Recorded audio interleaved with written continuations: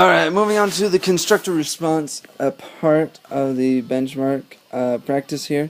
You're going to have very similar questions on the actual benchmark, so make sure you know how to answer all of these.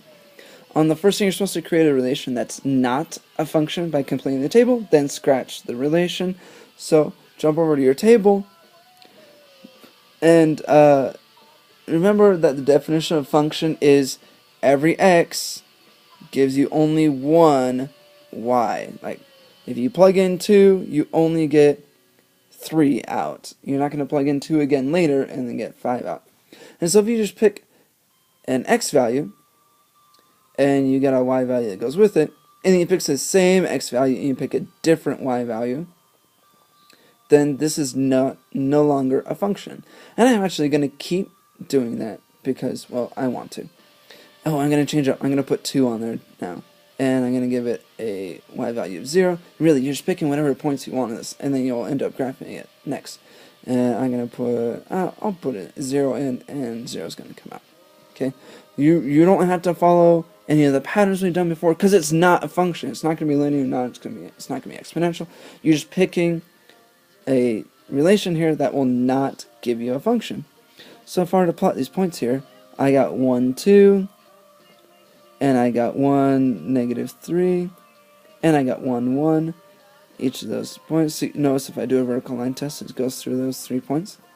I'm going to also do 2, 0, and then 0, 0. And so I got a nice kind of a Y-wing looking figure there, if anyone watches Star Wars. So there you go.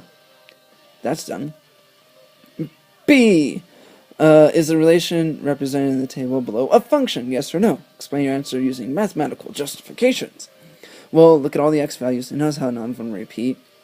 And for each x value, there's exactly one y value associated with it. So this one, yes, is a function.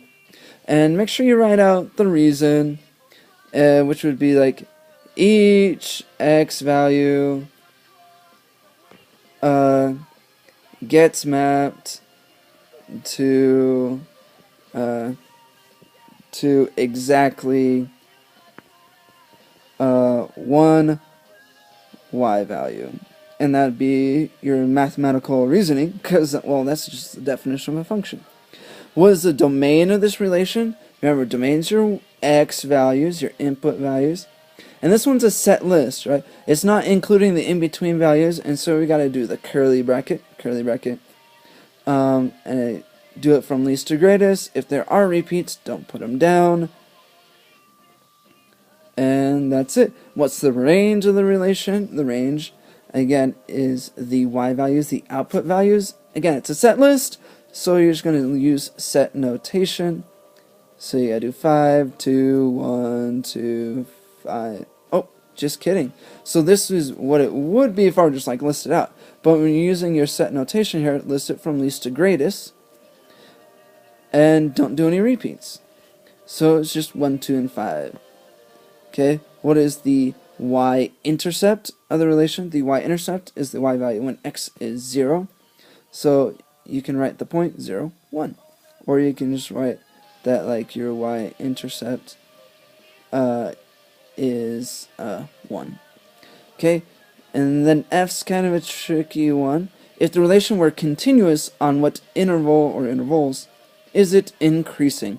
Well, if you look at your y values here, look how it's going down up until that point, but from here on, it's going up. So it's increasing from here to here. And if it's continuous, that would mean it's including all the in-between values there. And so your interval that it's increasing would go from 0 up to 2. And if the graph were to keep continuing, like the list kept going on forever and ever, you would put 0 infinity. But it does stop, so we're just going to put 0, 2. Alright, moving on to number 2 stuff. I'll use the design and table below to answer the question. So notice your little feature here starts out with 6 like toothpick type items. It added on 2 there, added on 2 again. So it's looking like we have a common difference of 2, and our initial value is 6. So those are things to note as you get ready to answer this question. And I'm actually going to stop to get to the next video.